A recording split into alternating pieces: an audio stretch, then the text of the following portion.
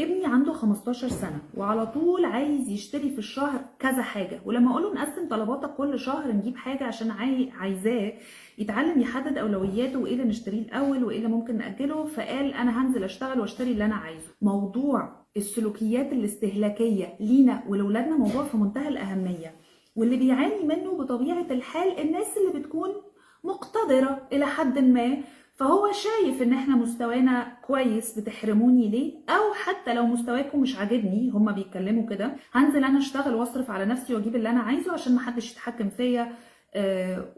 ويعني وكلام شبه ده زي اللي ابن حضرتك بيقوله لك. السلوكيات الاستهلاكيه دي يا جماعه فكره ان ابني وبنتي عمالين يشتروا حاجات عماله على بطال، او حتى لما بيبدلهم مصروف بيروحوا يفرقعوه في حاجات اي كلام، او بين قوسين مدمنين شراء لبس ولا جزم ولا شمع ولا بادي سبلاشز. ندخل نلاقي البنت عندها 50,000 بادي سبلاش على التسريحه، لحد ما ممكن تبقى حاجات اكسبايرد من غير ما تستخدمها خالص.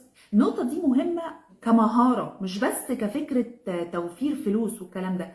السلوكيات الاستهلاكيه دي جزء منها ليه علاقه بصفات احنا محتاجين نزرعها في ولادنا، مش مجرد ان احنا نوفر ولا نعلمهم يحوشوا خلاص.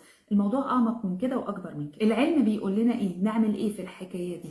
اول واهم حاجه زيها زي حاجات كتير، يعني مش مفاجاه، اني عشان اعلم ابني او بنتي سلوكيات استهلاكيه ايجابيه لازم يشوفنا احنا في البيت بنعملها، وده بيتعمل باسلوب حياه مش في حاجات وحاجات.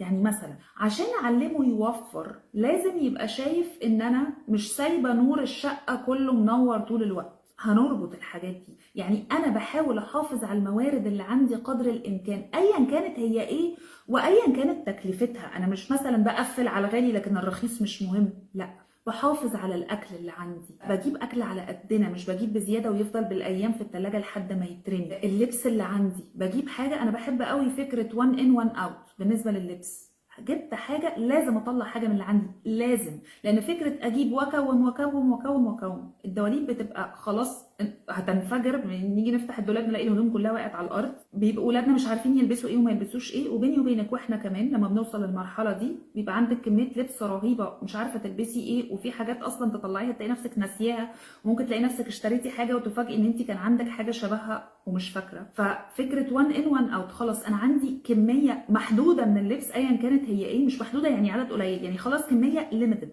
جبت حاجه زياده خلاص ده وقت ان انا اطلع مثلا حاجه لله، او حتى خلاص اديها لحد قريبي اصغر مني. يعني خلاص في حاجات لازم تخرج زي ما في حاجات بتيجي، مش كل حاجه عماله تيجي وبكنز وبحوش عندي. في حاجه برضو انا طبقتها على نفسي وبشوفها مفيده قوي، ان انا لما اجي اشتري حاجه ما اروحش اشتريها بسرعه، ما اخدش قرار الشراء بسرعه حتى لو معايا فلوسها. ليه؟ لان احيانا قرار الشراء، وانا يعني من فضل ربنا عليا ان انا درست في التسويق، انا معايا ماجستير في التسويق واشتغلت في فتره من فترات حياتي في كذا شركه عالميه يعني، وكنت في قسم التسويق. قرار الشراء احيانا بيتاثر مش احيانا، على طول بيتاثر بحاجات الى جانب فكره احتياجي للحاجه. يعني انا ممكن ابقى محتاجه حاجه، بس اللي بيأثر على قراري ان انا اروح ادفع واشتري في حاجات تانية بتأثر عليا، منها الاعلانات، منها ان انا شفتها مع حد، منها ان انا شفت ريفيو مثلا حد بيشكر فيها، منها ان انا انبهرت، منها ان انا زهقانه.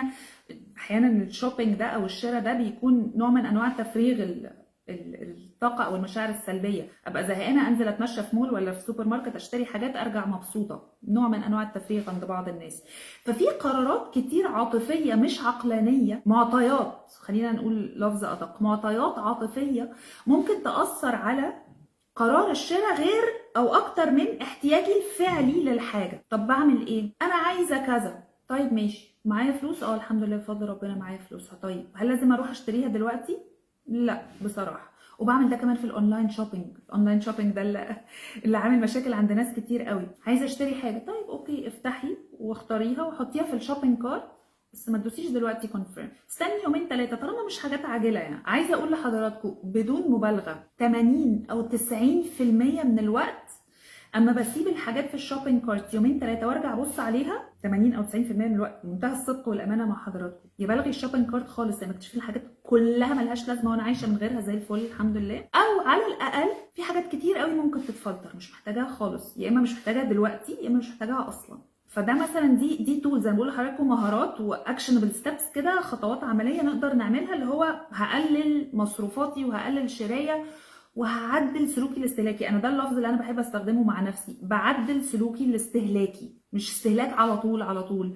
ان في حاجات مغريه، وفي حاجات بتبقى رخيصه، وفي حاجات بتبقى معايا فلوسها، وفي حاجات انا متضايقه بقى عايزه ادلع نفسي شويه، هو انا كل شويه هتخنق؟ في حاجات كتير كده. سيدنا عمر قالها من سنين طويله، او كلما اشتهيت اشتريت. حتى لو معايا فلوسها، وحتى لو يعني اوكي هتبقى حاجه كويسه، مش لازم اشتريها، ومش لازم اشتريها دلوقتي.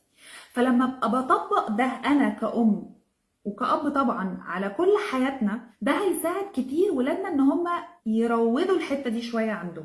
وازرعي ده جواه. يا ماما عايزه اشتري جزمه، طب يا حبيبي انت محتاجها ولا عايزها؟ يعني دايما نفرق بين نيد والوانت. انا عايز جزمه، يعني مثلا ابني هيدخل يلعب كوره ما عندوش جزمه كوره، هنا في احتياج، لازم نجيب جزمه الكوره علشان نلعب كوره. لكن عندي 500,000 جزمة خروج، هل محتاج 501,000؟ في الحقيقة لا. أصل هي الموديل الجديد، أصل هي اللون اللي مش عندي، أصل هي أنا عايز أصحابي يجوا يشوفوني عندي الحاجات دي. لا، هنا بقى لازم نقف، هنا لازم نقف.